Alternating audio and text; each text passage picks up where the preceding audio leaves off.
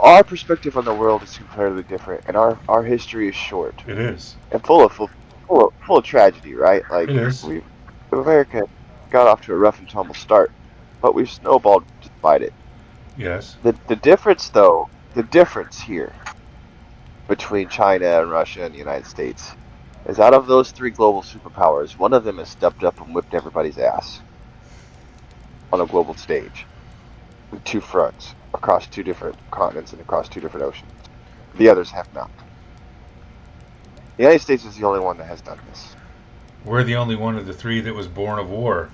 Our national anthem is a fucking war hymn. I understand that, but we literally stood up in the middle of class and took everybody who was fighting one by one out into the hallway and whipped their ass and told them to sit down and shut the fuck up. Oh, And since that time, our interest has been in maintaining. Of course, we could say whatever you want to say about is it a real interest, is it surface, whatever, blah blah blah, is it propaganda? But our interest has been about maintaining and prioritizing global stability. And to do that, we have destabilized some areas in small ways in order to preserve the overall broad, larger stabilization and to spread democracy. so are we Well, preserving stability? Or are we preserving the power structure that enables us? because if we don't, okay, that's a fair question. But the question also comes in. The counter question to that is, if the United States fails to be that global power structure, what sort of stability does China offer? What sort of stability does Russia offer? What sort of stability does Iran offer? They don't offer this sort of stability. Well, so I think it, The United States is one of the only global superpowers that is willing to go out and prop up a small country and get them fucking independence, even if it's at some cost, in order to prop them up at our own cost.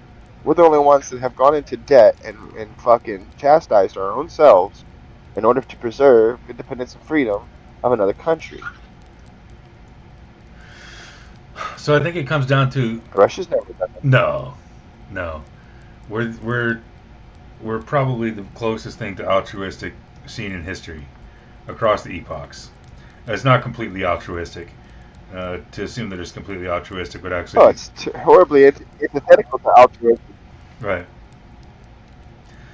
But at the same time, in the grand scheme, it is altruistic, right? Like it's like, oh no, my finger has gangrene.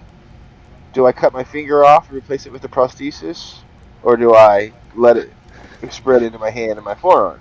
Right? Hey Some guys, things have to be cut off. What's up, big dog? I just want to say, hey guys, that was really interesting. I was just going to throw in 2 cents here, real quick, on that whole thing. We didn't become altruistic; we came self-identified, but we didn't come altruistic until after World War II, when we realized we had to be to stop it from happening again for a third time. So, Well, so I mean, honestly, at first it was self-representation. We were absolutely like, we just fuck these guys. We don't want you fuck your tea. We don't want your shit. We want to make our own laws. I don't bow to a king, and we want to do it our way. A petulant child almost, in a sense. Like, God, we don't like daddy and mommy. We're moving out. I think petulant child is it's probably funny So you I mean, mentioned that. a good way to explain it. It that's the way it was. We didn't really get altruistic until we realized 2 million plus people died in World War II, and if somebody doesn't set a standard, it's just going to keep happening. it's funny you bring that up because the Japanese used American-made weapons in World War II. Um, the leading up to World War One and World War Two, the United States was just happy to be profitable. Yeah, we're making We were money. Who cares what we happens in were Europe? we were selling guns. You had the American gun makers who were the frontier of making Well, weapons. it wasn't just the gun They had makers. the Gatling Ford, gun. the Dodge brothers, our entire industrial base was selling. Dude, our planes. They think about it, Europe had planes, dude. Our engines and those damn Spitfires. Psh, Pratt yeah, Whitney or yeah, whatever. The yeah, or so whatever they were flying. Yeah, the but when World War Two happened, it was an oh shit moment for the world because the Germans we realized, like even in World War One, it was terrible and there was lots of countries involved. But we realized that technology had reached a point, or wartime technology had reached a point where even a small country could make a threat to the entire globe. Yeah, Okay, and that's so true. coming into World War II, America was really kind of an isolationist sort of stance on the world. We were interested in global trade. We were interested in prosperity and making some money, but we weren't really interested in playing a big part in the European politics. We weren't really interested in the bullshit going on in Asia. We weren't really that interested. If it didn't make us money, we didn't really give a fuck. Although, But we realized that our trading partners were at threat, and and we were about to lose a lot of money, and we were also looking at a fucking country that was looking to take over the entirety of Europe, and in coordination with a country that was looking to take over a major part, because China used to be our ally before the communist China, the pre-CCP China. We used to have a lot of good trade with China. Um, and when Hitler just started fucking sweeping across Europe, and we were like, ah, the Brits got it, and then they're like, oh shit, maybe they don't, and we realized that, of course, then again, the United States is even if we did throw the tea in the harbor and we had our own Independence Day, we're still an extension of the European culture and an yeah, extension of Western civilization. Britain, Yeah, yeah. Western civilization. And so we had to step up, and then when America, it's kind of like the kid that gets bullied in school, the big old fat boy that gets bullied in school until he's had enough and he finally decides to hit somebody. He damn near tears the head off. That's kind of what happened to us in World War II. We were like, holy shit, we can do this. We can fucking whip some ass. And we did whip some ass. Well, we were really good at making weapons. It's like shit. Why don't we use them? Which And is part of the we were good reason, at production at the time, and that's another thing. Our production prowess was top in the world next to Germany. which is why, well, we also got a lot of German Operation Paperclip. We took Yeah. a lot of German engineering and used it to our benefit, but Oh which yeah, is what yeah. happened with Russia, which is why Russia and us are no longer friends. Because after World War II, Russia tried to pull the same old, the war is over, the spoils are ours. And we're like, yet, comrade, you don't get to take Germany, half of Germany for yourself. And Russia was like, there's not much that Russia could do because we were the fucking big man on campus, and they hated us for it. So that's what started the Cold War. Well, it was actually The Cold twofold. War started. So it was the change in the paradigm. The end of World War II was the first time in human history that the conquering nation did not take all the spoils of war. America was the first Correct. nation, and it was the first time in history that the United States and Russia, Britain, whatever is the victors, did not go in and absolutely effing gut the opponents, which Yep. evidenced in World War One, the end of World War One. Not only did we gut Germany, but we crushed them so hard we created the radicalized population that created World War Two. Yeah. Russia was super Yeah. pissed about us taking that position, and the world was actually quite surprised, up to and including Japan, that we didn't go in and just take over. I mean, we weren't super friendly, but we didn't take the nation as a territory. We didn't gut it for its resources. We didn't abuse and berate and belittle it. The second half of that Correct. was we weren't quite the monsters in World War II that we make ourselves out to be. History is written by the victors. Propaganda is real. Yeah. Russia did a lot of the heavy lifting, and it's easily arguable the lion's share of the heavy lifting with the They Nazis. lost a lot of people. Yeah, the Russian, and we're seeing it now in Ukraine. Sorry. Go ahead. We're seeing it now in Ukraine. The Russian model for war isn't tactical strikes and insertions with low loss of lives. The Russian model for war, and it always has been, is fire up the meat grinder, boys, here we come. They still do it to this day. They have no, they do not value human life the way that we do on either side of the table. They are frigging brutal. And they have no qualms about just grind it out.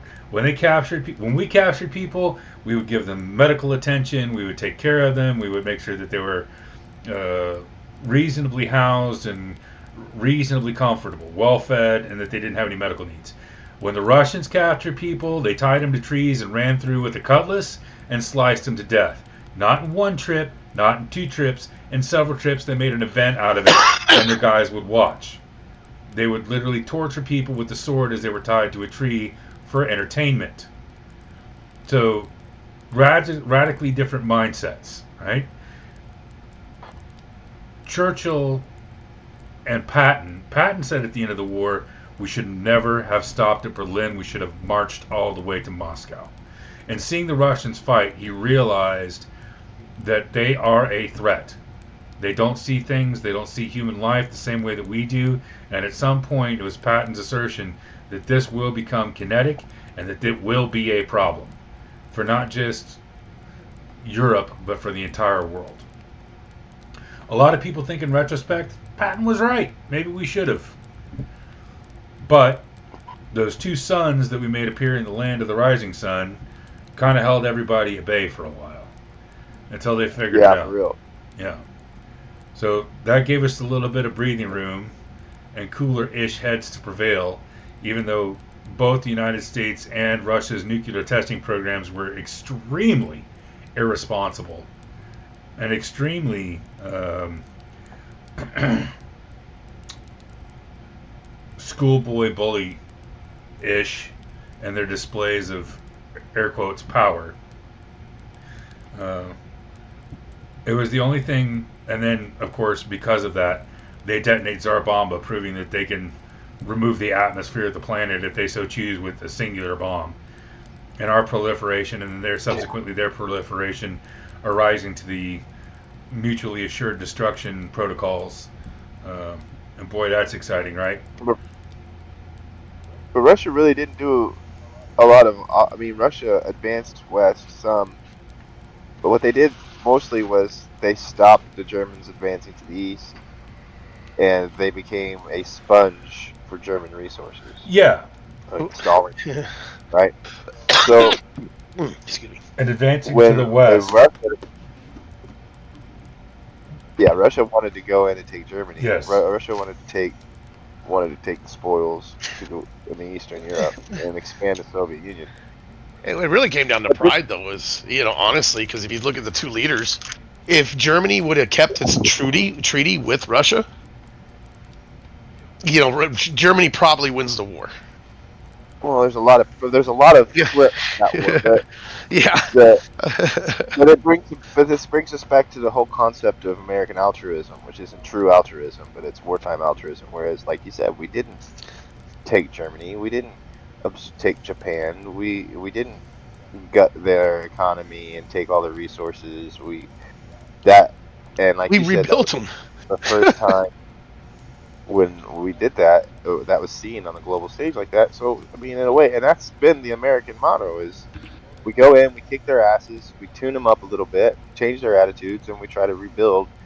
And it's to a point to where it's been a fault. Because like if you look at the Middle East, we tried that shit in the Middle East, and we didn't realize the whole strength of true ideology, and The culture. that there was no And that blowing up okay, you win. generations of people in front of the children makes radicals. Weird. Yeah, strange how that Strange works. how that works. And so what worked for us that gave us the reputation and the respect of the world in World War II has actually worked against us in the last 40 years. Well, has it worked And against us? As made our us, own bravado and hubris worked against us? I mean, we've had bravado and hubris even in World War II. We've had But bravado and hubris since our inception. You got a bunch of damn cowboys right. and farmers kicking the dick of the biggest Oh, I can't. bully in the yard. But the difference is that back then we had bravado and hubris, and behind it we had something to back it up. We have something to back it up now physically. What we lack is the willingness to use it, and that's kind of what's got us in this pickle. We've lost the respect of the world as far as our superpower is concerned. We when we in the 1970s, the 60s, even in the 80s and the 90s, when we said knock it off or we're gonna fuck you up, that meant something. And it doesn't mean the same now. Yeah. It just doesn't have the same ring to it because when we tell Russia, look, dude, knock off your bullshit in Ukraine or we're gonna fuck you up. Not that Russia would ever really give a fuck anyway, but we don't have the same. There's no the same weight to our words. Right. We don't. We haven't had a president, and I mean, maybe Trump will do something, but like his recent takes on Ukraine and Russia have been lackluster, just at best. A whole lot of fucking talk and not a lot of fucking walk. Well, going back to But mutually assured destruction, though, it's a dangerous freaking game. Any of the nuclear powers, you engage kinetically, the probability of escalation in nuclear, especially with somebody that's all balls and very little brains like Russia. Not that Russians are stupid; they're actually quite incredibly brilliant. Some of the best rockets that have ever been created, etc., etc. But they they prioritize balls and bravado and reputation and status above democracy, above diplomacy. They will Above life. above life. They will. They'd rather die than be embarrassed. Yes, they will push the effing button. 40 years of nuclear winter isn't really all that productive. they're used to the winter. And think about it, like they they invented Russian roulette. Yeah, it's not called Russian They roulette don't. They for don't nothing. really. So I agree with you 100,000%. They don't give a fuck. And like we talked earlier about the Ukrainian operation Yeah, and the likely response, and that has to be calculated. If if quote unquote we did help them in that effort, we better be damn sure ready to take that step. yeah.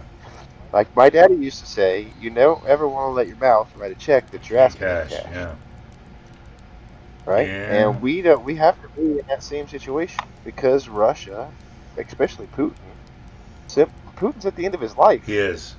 He's legacy building. and yet he's legacy building. He does not give a fuck. No.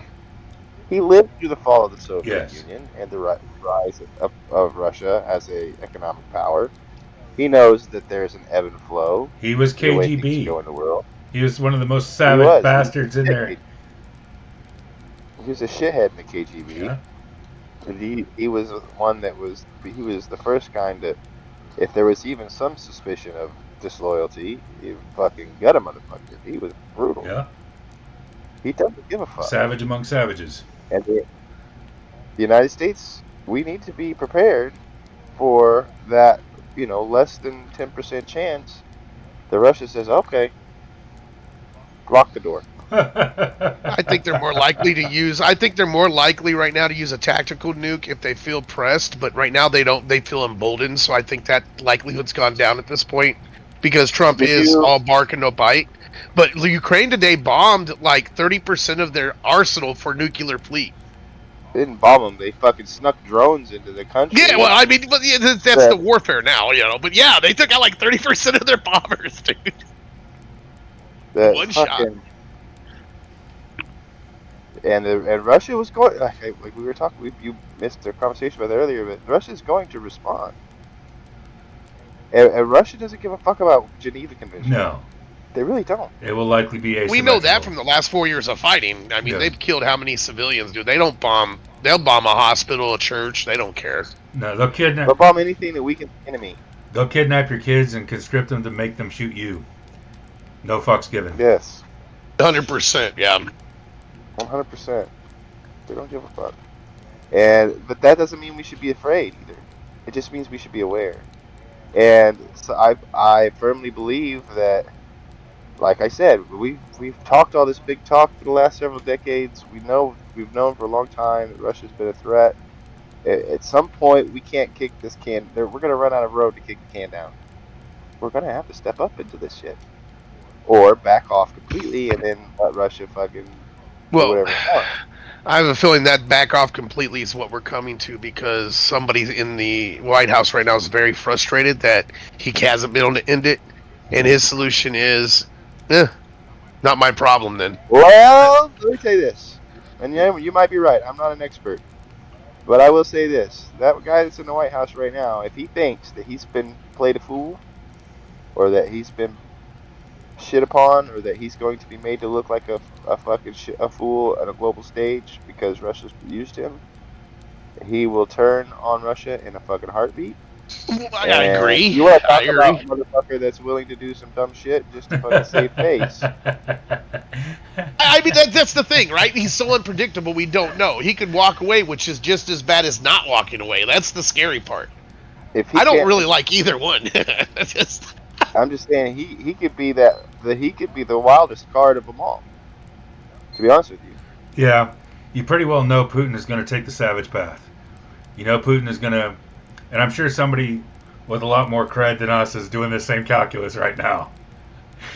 absolutely. Putin is going to take the savage path. There's going to be an asymmetric response. I think one of Trump's greatest advantages on the global stage, though, is that nobody, including his own people, knows what the hell that son of a bitch is going to do next. yeah, I agree. No, There like, is actually an advantage to that, but here's the interesting thing. You know what happens tomorrow, right? The Ruskin Accords happen tomorrow. Yeah, they're supposed to. And it's simple. They're supposed to have. So Russia, earlier this morning, before the attack happened, bombed a bunch of people. They sent like 400 drones, bombed a bunch of people in Ukraine. And then Ukraine said, ha ha ha, boom, boom, boom, boom. They just lit shit up before. Okay, now let's go talk. You gotta love it. well, Well, that's all except for the part that's where the hell of a lot of human beings died during this entire Yeah, soap man. opera. But think about this. Really, Russians and Ukraine are basically the same Slavic people, Yeah. man. Yeah. They are. So they have the same freaking mentality, but one wants to be democratized and the other wants to old Russia back. You know what I mean? It's such a weird dynamic, man. And it is hard for the US. But here's the thing. I think that, Ukraine wanted to send a message that, look, we can hurt you. We're going to keep hurting you. As long as you're fighting us, we're fighting. Right? And Russia's like, we've been hurting you. Well, it still hasn't stopped us from hurting you. So at some point, until the population of Russia changes, Huh. because the population has to come out, right? That's what happened to Russia the last time. Is it had a revolt, the Berlin Wall fell, things changed economically. That is the only way a great nuclear power can fail at this point. So, but the last time there was a semi-revolution, Gorbachev got into office, who was a lot more temperate than Putin. I don't know, given the fact that Yeah. Putin's opposition tends to disappear. I don't know. Yeah, They go on vacation a they lot. do. They just disappear. It's weird. Their jets crash, vans show up. It's his political opposition is an interesting saga in and of itself. I don't know that the terrible. yeah, That goes. given his disposition and the history of his political opponents, I'm not sure that significant change within the Russian state is really even that possible. I don't think that he's going to tolerate BLM style riots in Russia. I don't think that'll play out the same way over there. Pretty sure there'll be a lot of vans and a lot of people will disappear. That seems to be his Yeah, playbook. I think more like when he dies. There's going to be a successor. Whenever he becomes incapacitated, there's going to be that's when it's going to be most dangerous. I agree with Right that. now, he has a plan. I think when Putin dies, I think it's going to be like Saddam Hussein dying. I think you're going to see an entire litany of bastards show up, and it's going to be effing chaos for a while. When you got a tyrant, Well, when you got a tyrant that Yeah. incredible on top, the probability of savage and vicious minions right below the surface is, I think, very, very high. I think it's going to leave it. he's got a whole cabinet full of them. Yeah, I think there's going to be a power He's vacuum. surrounded himself. Go ahead. Well, he's surrounded himself with people that think like him. Yes. His fucking top military generals. He's conservative compared to Yes. what they want to do. Yes. I agree. Well, you're that group. I forget the name. It was like a special elite group that he was sending all over the country into other countries, and they were going and killing people. And then all of a sudden they turned on him and said, "Down with Russia." And then all of a sudden he's like, "Hey, we'll let you." He negotiated with them, And then and they the disappeared. guy's plane crashed, Yeah, got shot down. had a helicopter. All the leadership in that military squad gone. Yeah. Nobody knows what happened to them. They just disappeared into burlesque. Everybody By the knows way, what happened this to him. attack. Well, we know what happened, but you know what I mean. We just don't know what happened. Go ahead, Aaron. The attack was on his birthday. You're talking about the Wagner group. Yes, the Wagner, Wagner group. Group. Yeah. Yes, there you go. Thank you. That Wagner, however you say it, yeah. And the drone strikes on the Russian air wing was on his birthday. I can't remember his name off the top of my head. I should know it, but the former Wagner commander that died in a helicopter accident. Accident. Um, It's amazing how good Russian rockets are until they're flying somebody Putin doesn't like. No, just oh, we had another malfunction, guys. What a coincidence. Weird. yeah, they have a hard time with Windows, bro. I hear it's because it's so windy at like above 100 feet that Yeah, it sucks you out the window. Strangely. yeah. Opens the window right up in front of you. Yeah. Windows open up, people fall out of them. Strange. That's why FSB people have a tendency to live on ground floors. Oh, yeah, probably. I would imagine so.